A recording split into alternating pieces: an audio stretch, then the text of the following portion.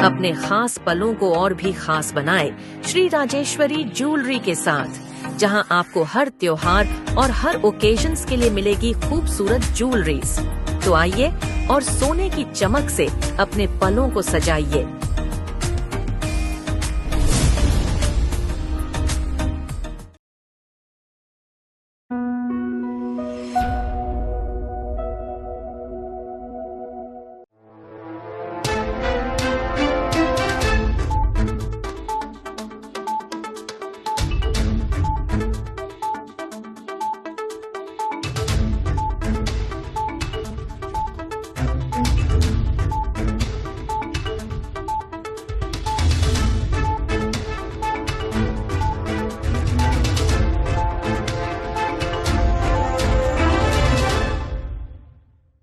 नमस्कार, द्वीप दर्पण में आप सभी का स्वागत है। आइए एक नज़र डालते हैं आज के मुख्य अंश पर। मन की बात कार्यक्रम में प्रधानमंत्री ने कहा कि आतंकवाद के खिलाफ लड़ाई में बड़ी ताकत भारतीयों की एकजुटता है। परिवर्तनकारी द्वीपों के लिए अंडमान और निकोबार प्रशासन पहल का सर्वेक्षण का उद्घाटन और चित्रकला प्रदर्शनी आयोजित। अब द्वीप दर्पण विस्तार से। आकाशवाणी पर मन की बात कार्यक्रम में देश को संबोधित करते हुए प्रधानमंत्री श्री नरेंद्र मोदी ने जोर देकर कहा है कि पहलगाम आतंकी हमले के दोषियों और इसकी साजिश रचने वालों को कठोरतम जवाब दिया जाएगा। श्री मोदी ने इस महीने की 22 तारीख को पहलगाम में हुए आतंकी हमले पर दुख व्यक्त किया। प्रधानमंत्री ने कहा कि आतंकवाद के खिलाफ इस लड़ाई में सबसे बड़ी ताकत देश की एकता और 140 करोड़ भारतीयों की एकजुटता है। आज जब मैं आपसे मन की बात कर रहा हूं तो मन में गहरी पीड़ा है। 22 अप्रैल को पहलगाम में हुई आतंकी वारदात ने देश के हर नागरिक को दुख पहुंचाया है। पीड़ित परिवारों के प्रति हर भारतीय के मन में गहरी संवेदना है। भले वो किसी भी राज्य का हो, वो कोई भी भाषा बोलता हो, लेकिन वो उन लोगों के दर्द को महसूस कर रहा है जिन्होंने इस हमले में अपने परिजनों को खोया है। मुझे एहसास है हर भारतीय का खून आतंकी हमले की तस्वीरों को देखकर खौल रहा है। पहलगाम में हुआ ये हमला आतंक के सरपरस्तों की हताशा को दिखाता है, उनकी कायरता को दिखाता है। ऐसे समय में जब कश्मीर में शांति लौट रही थी, स्कूल कॉलेजों में एक वाइब्रेंसी थी, निर्माण कार्यों में अभूतपूर्व गति आई थी, लोकतंत्र मजबूत हो रहा था, पर्यटकों की संख्या में रिकॉर्ड बढ़ोतरी हो रही थी, लोगों की कमाई बढ़ रही थी, युवाओं के लिए नए अवसर तैयार हो रहे थे, देश के दुश्मनों को, जम्मू कश्मीर के दुश्मनों को ये रास नहीं आया। आतंकी और आतंक के आका चाहते हैं कश्मीर फिर से तबाह हो जाए और इसलिए इतनी बड़ी साजिश को अंजाम दिया। आतंकवाद के खिलाफ इस युद्ध में देश की एकता, 140 करोड़ भारतीयों की एकजुटता हमारी सबसे बड़ी ताकत है। यही एकता आतंकवाद के खिलाफ हमारी निर्णायक लड़ाई का आधार है। हमें देश के सामने आई इस चुनौती का सामना करने के लिए अपने संकल्पों को मजबूत करना है।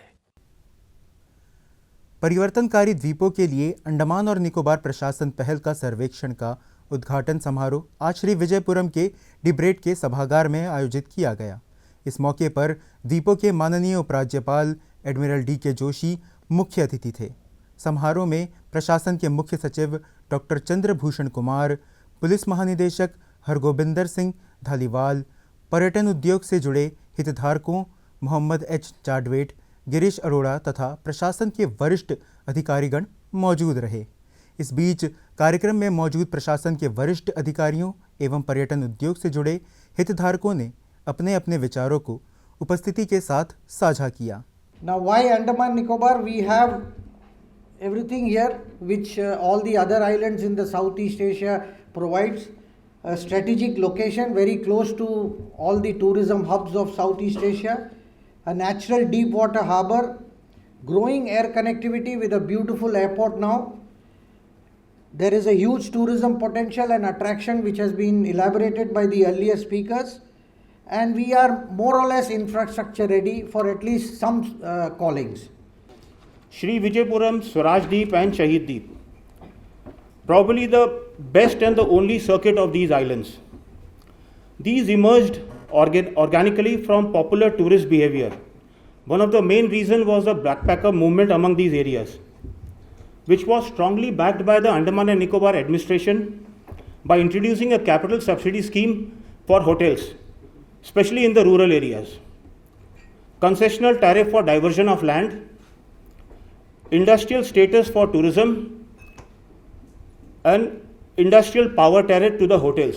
These were some initiatives which sparked interest among the local entrepreneurs to invest in developing world-class resorts. The global interest amongst the people looking for nature-based and meaningful tourism or travel experiences have been on a rise. And this global urbanization across which has been the leading polluter of night sky, because of which across the world we've been losing the night sky, has been on a rise. And this actually gives us, the island, opportunity to tap these people as well. Scuba diving tourism currently stands at $4.06 billion in 2024. This is expected to rise to about $8.34 billion with a compound annual growth rate of 9.5% by 2032. Which idea of today's presentation is to promote the living heritage of Karen community as a tourism product and design it as a two-day destination, combining it with few of the places, tourist spots in Diglipur. So to start with, this is being promoted as a community-based ethnic tourism model, wherein any visitor will have an immersive experience with the ethnic community and try to get closer with them. The value proposition is that here the community itself promote themselves, become their own ambassadors, and it is it gives an empowerment through ownership and pride to the community. So Nicobar is the southernmost district of our country with 3 subdivisions: Car Nicobar, Nankauri and Great Nicobar. It is known for its indigenous tribal communities like Nicobaris and Shompins and has great ecological richness. But the existing tourism scenario is quite underutilized and underdeveloped. As we can see, it has very limited infrastructure facilities, and the entry is restricted under the Protection of Aboriginal Tribe Regulation 1956, as well as any kind of business and trade activity is restricted under Section 6(1) of the PAT regulation. Like Car Nicobar and Nankauri group of islands, we have proposed a 2-day tourist circuits wherein tourists can enjoy a number of activities. So as we know that Great Nicobar is the southernmost island of India, and it boasts of the southernmost school, the southernmost police outpost, and the southernmost point of India, which could be unique selling point with respect to Great Nicobar Islands. The day one could begin with a guided tour trek to the Great Nicobar Biosphere Reserve, where bird spotters can spot unique bird species like Nicobar megapods, hooded pittas, which were seen previously in the slides. So Andaman, the advantage of Andamans is that we cater to around 20,000 square kilometers of coastline, which is 24% of India's entire coastline. So this gives us the biggest advantage. And we have the We are among the richest marine ecosystems in the Indian Ocean. We have untouched coral reefs, the volcanic islands which have been spoken about, and minimum fishing pressure that एक sustainable practice है minimal. Commercial fishing is very less in Andamans, so we have immense potential for sports fishing. The weather conditions are ideal here from November till May, and the techniques of sports fishing, that's jigging, popping, trolling, so ये सभी तरीके के techniques के साथ में हम fishing कर सकते हैं. हर तरह के फिशिंग ग्राउंड्स हमारे पास हैं अंडमान में. इस मौके पर उपराज्यपाल के साथ अन्य अधिकारियों ने अंडमान निकोबार द्वीप समूह पर्यटन ऐप को लॉन्च किया. साथ ही पर्यटन गतिविधि के कैलेंडर भी जारी किया गया. सरकारी भवनों में स्थापित RTS संयंत्रों का वर्चुअल उद्घाटन किया गया. इसके बाद दक्षता कार्यक्रम को भी लॉन्च किया गया. इस बीच माननीय उपराज्यपाल ने भी कार्यक्रम का संबोधित किया. I think conceptualization of this forum, these open-ended discussions, including stakeholders from different fields, is a very path-breaking initiative with the desired end objective, I think, of the attainment of Viksit Bharat vision of the Honorable Prime Minister by 2027, as also our march towards a 5 trillion plus economy, and what the UT's contribution can be in that direction. And therefore the sessions that have been conceptualized over the 2 days, I have sat through the first session today, are all aimed towards that end objective. The way I see it, by that I mean on the administration side, are engaged in a business which really has two verticals. The first one can perhaps be described as governance or administration, activities under which may not by themselves contribute to the attainment of Viksit Bharat vision, but I think they fall into the category of sine qua non, without which not. Without these being in place, you cannot be moving even a step towards attainment of a Viksit Bharat vision. Shri Vijayapuram नगरपालिका परिषद ने हाल ही में पहलगाम आतंकी हमले के पीड़ितों को श्रद्धांजलि देने के लिए 26 अप्रैल को कैंडल मार्च निकाला. यह यात्रा श्री विजयपुरम नगरपालिका परिषद मुख्यालय से शुरू हुआ और ऐतिहासिक राष्ट्रीय स्मारक सेल्युलर जेल पर समाप्त हुआ. यात्रा का नेतृत्व परिषद के अध्यक्ष एस शाहुल हामिद और परिषद के सचिव अजहरुद्दीन जहीरुद्दीन काजी ने किया. पहलगाम आतंकी हमले पर दुख और एकजुटता दिखाने के लिए वार्ड पार्षद, परिषद के अधिकारी, कर्मचारी और बड़ी संख्या में नागरिक इस यात्रा में शामिल हुए. मोमबत्तियां लेकर प्रतिभागियों ने हमले में मारे गए निर्दोष लोगों के सम्मान में मौन मार्च किया. राष्ट्रीय स्मारक सेल्युलर जेल में मार्च समाप्त होने से पहले अध्यक्ष एस शाहुल हामिद ने सभा को संबोधित किया. कई पार्षदों ने भी इस हमले की कड़ी निंदा की तथा शांति और सुरक्षा बनाए रखने के लिए प्रयास करने का आह्वान किया. कार्यक्रम का समापन सभी ने पीड़ितों के सम्मान में 2 मिनट का मौन रखकर किया.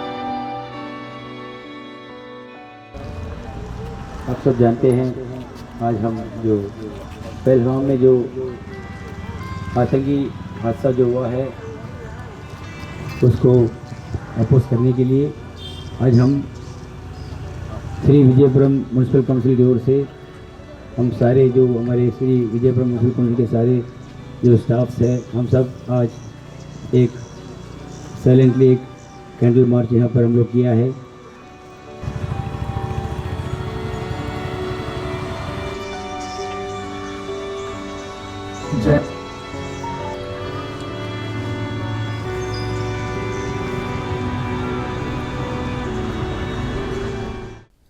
वेटिकन सिटी के पोप फ्रांसिस के निधन पर उन्हें श्रद्धांजलि देने के लिए प्रेमनगर स्थित स्टेला मैरिस चर्च में एक प्रार्थना सभा का आयोजन किया गया। इस दौरान पोप फ्रांसिस के चित्र पर श्रद्धा सुमन अर्पित कर उन्हें भावभीनी श्रद्धांजलि अर्पित की गई। इस बीच चर्च के फादर महिपाल ने बताया कि पोप फ्रांसिस को श्रद्धांजलि देने हेतु इस प्रार्थना सभा का आयोजन किया गया। पुरोहितगण श्रद्धांजलि अर्पित करेंगे और उन पुरोहितों के बाद में हमारे विशिष्ट मेहमान स्वर्गीय संत पिता फ्रांसिस को श्रद्धांजलि अर्पित करेंगे। उसके बाद हम लोग व्यक्तिगत रूप से आकर के यहाँ पर श्रद्धांजलि अर्पित करेंगे।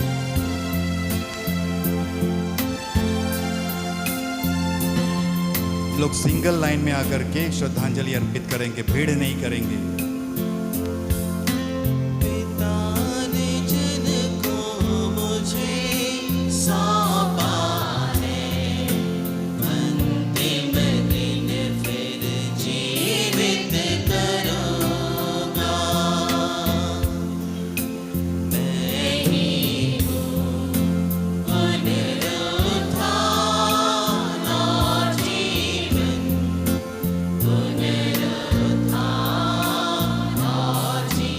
हमारे कैथोलिक कलीसिया के चरवाहे स्वर्गीय संत पिता फ्रांसिस को रोम शहर में जो उनका निवास स्थान है वहाँ पर उन्हें अंतिम विदाई दे रहे हैं और इस अवसर पर पूरे विश्व के कैथोलिक चर्च के अनुयायी उनके प्रति अपनी श्रद्धांजलि अर्पित करते हुए अपने अपने स्थानों पर वे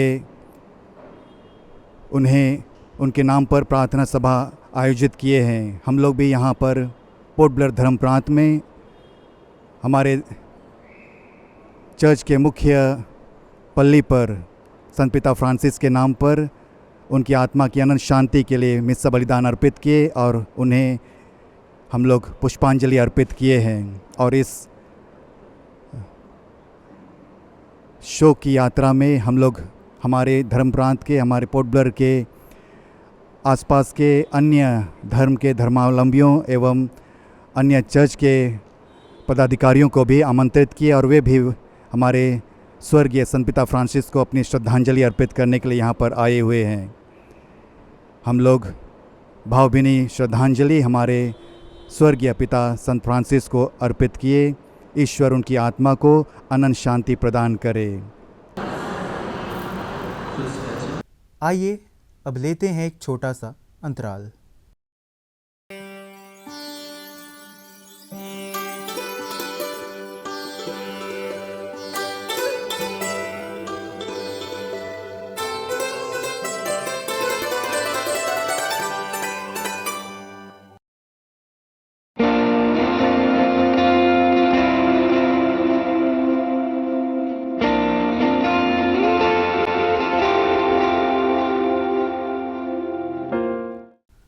राष्ट्रीय मेडिकोस संघ तथा सेवा भारती द्वारा हैडो के दुर्गा मंडप में स्वास्थ्य शिविर आयोजित किया गया। इस शिविर में ज़रूरतमंद मरीजों के स्वास्थ्य की जांच की गई तथा उन्हें स्वास्थ्य से संबंधित उचित सलाह भी दी गई। इस बीच वक्ता ने इस शिविर के आयोजन पर प्रकाश डाला। जो कैंपिंग था ये एनएमओ की तरफ से था। एनएमओ के लिए जो स्पेशलिस्ट मेनलैंड से आए हुए हैं वो पूरे अंडमान निकोबार आइलैंड्स के बहुत सारी जगह पे कैंप कर रहे हैं। ये फ्री ऑफ कॉस्ट होता है और ये जो स्पेशलिस्ट हैं वो मेनलैंड से आकर यहाँ पे करते हैं। तो हम जो यहाँ पे हम सेवा भारती के सदस्य हैं हमने यहाँ पे फिर आयोजन किया और यहाँ के पब्लिक को और यहाँ के जो जनसेवक हैं उनसे हमने कांटेक्ट करके उनको बुलाया और फिर अभी पेशेंट्स आए। तो ये हैडो का जो कैंप था आज बहुत अच्छा रहा। तो यहाँ पे जो स्पेशलिस्ट हैं वो एक सर्जन है और फिर जनरल मेडिसिन के लोग भी थे और जो एनएमओ के यहाँ पे स्टूडेंट मेंबर्स हैं अनिम्स के, उन्होंने भी इसमें बहुत बढ़ चढ़ कर काम किया और बहुत सारे पेशेंट्स भी आए यहाँ पे, जिससे बहुत फ़ायदा हुआ। बहुत फीडबैक भी मिला कि अगले कैंप्स किस तरह करना चाहिए। तो इसके लिए भी हम आगे एनएमओ को बोलेंगे और एनएमओ के स्पेशलिस्ट जो मेनलैंड से आए हैं उसमें एनएमसी के सदस्य हैं और बहुत सारे लोग हैं जो बड़े बड़े स्पेशलिस्ट हैं, गुजरात, उत्तर प्रदेश, बिहार, वेस्ट बंगाल से आए हैं। तो वो आगे भी आकर इस तरह की सेवा मुफ्त में देते रहेंगे। ये जो मेडिकल कैंप है, ये कैंप सेवा भारती और एनएमओ नेशनल मेडिकल ऑर्गेनाइजेशन, ऐसा डॉक्टर लोग का एक संगठन है, ये दोनों मिलके इसको संगठित किया। और इधर में हमारा ये हैडो दुर्गा मंडप में डॉक्टर हेमा मैडम इधर सारे पेशेंट लोगों को बुला के व्यवस्था करी। बहुत सुंदर व्यवस्था हुआ। हम लोग 100 से अधिक पेशेंट देखा। उसमें लेडीज़ पेशेंट, जेंट्स पेशेंट, बच्चों सभी को देखा गया और सभी ने डिमांड किया कि भविष्य में भी ऐसा कैंप होने से अच्छा रहेगा। I am Dr. Nirmal Kumar Shah. I am from Calcutta and here I am serving people as a Beer Savarkar Seva Prakalpa. All the people here, they organize very good place here. It is a very good thing. I am very happy. I serve some people. I talk with the people. They are all patients and many patients are really suffering. Some are kidney disease, some brain tumor is there, and some difficult patient is coming. So this is a mission, and I think it should be carried on. And every time we from India, we from Andaman should come here and talk with the people and assure the people that I am with you. It is a national issue. We are all, the Rashtriyabad is there. All are Indian. So you are not alone, we are beside you. So this is the health sector, but health and education is the most important for the nations. And I am very happy to and enjoy here. I think this will continue and every time we will come and I will be communicate with the people and this should be continued. So myself Nancy, guest lecturer from JNRM College, Department of Economics. We took our second year students engaging on a community engagement service. So in this subject they have possibilities of going like campaigning adopting any village, what development we need for the village concept. So here today we adopted the area Hado, where we have introduced the medical camp. Like here we have provided the free checkup for the peoples, where we took the age, there is no age limit. We have included the small kids, middle age, and for the long people also, aged people also. I think this is a very good experience for us along with the student. We took a 70 member of students here. So everybody visited, everybody took the patients.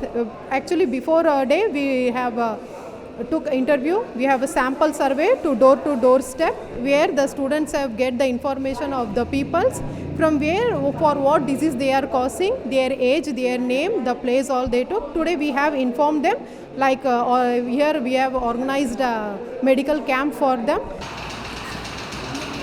आइए अब लेते हैं एक छोटा सा अंतराल।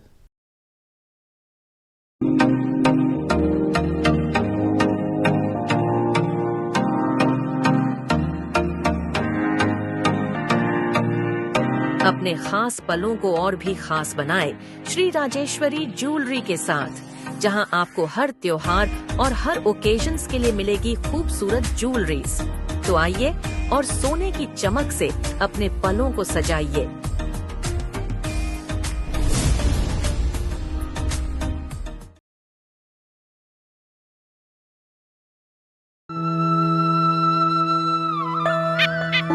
चलो मुंह खोलो, अब मेरी लाडली को दवाई खानी है।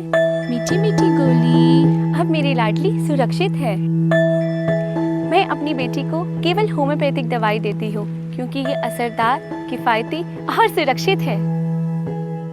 होम्योपैथी, सही भी सुरक्षित भी।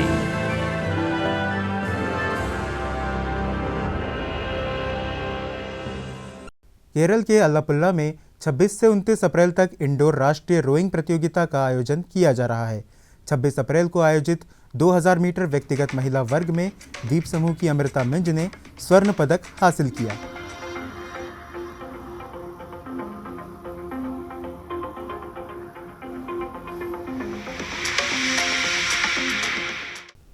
दक्षिण अंडमान के उप शिक्षा अधिकारी द्वारा दक्षिण अंडमान शैक्षिक अंचल के अंडर 17 और अंडर 15 लड़कों के लिए अंतर स्कूल फुटबॉल नॉकआउट टूर्नामेंट का आयोजन किया गया। 26 अप्रैल को इसी फुटबॉल नॉकआउट का भातुबस्ती मैदान में 2 फाइनल मैच आयोजित किया गया। अंडर 15 के फाइनल मैच में लंबा लाइन के विवेकानंद केंद्र विद्यालय ने स्कूल लाइन स्कूल को 1-0 से हराया। लड़कों के अंडर 17 वर्ग के दूसरे फाइनल मैच में केंद्र विद्यालय 1 ने राजकीय वरिष्ठ विद्यालय पात्रापुर को 1-0 से शिकस्त दी। शिक्षा निदेशालय के सहायक निदेशक इरशाद अहमद अंडर 17 बालक वर्ग के फाइनल मैच में मुख्य अतिथि थे, जबकि अंडर 17 बालक वर्ग के फाइनल मैच में शिक्षा निदेशालय के सहायक निदेशक विश्वनाथ सेन मुख्य अतिथि थे। दोनों अतिथियों ने टूर्नामेंट के विजेताओं और उप विजेताओं को ट्रॉफी प्रदान की। इस दौरान उप शिक्षा अधिकारी दक्षिण अंडमान के सहायक पर्यवेक्षक BC गेन ने धन्यवाद ज्ञापन किया।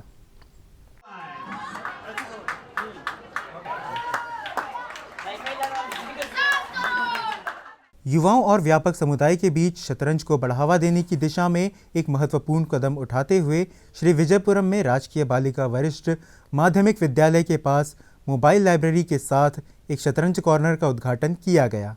प्रशासन के शिक्षा विभाग और अंडमान निकोबार शतरंज संघ के बीच सहयोग से शुरू की गई इस पहल का उद्देश्य सुलभ और समावेशी स्थान बनाना है, जहां सभी उम्र के लोग आराम करने और दूसरों से जुड़ने के लिए शतरंज सीख और खेल सकते हैं।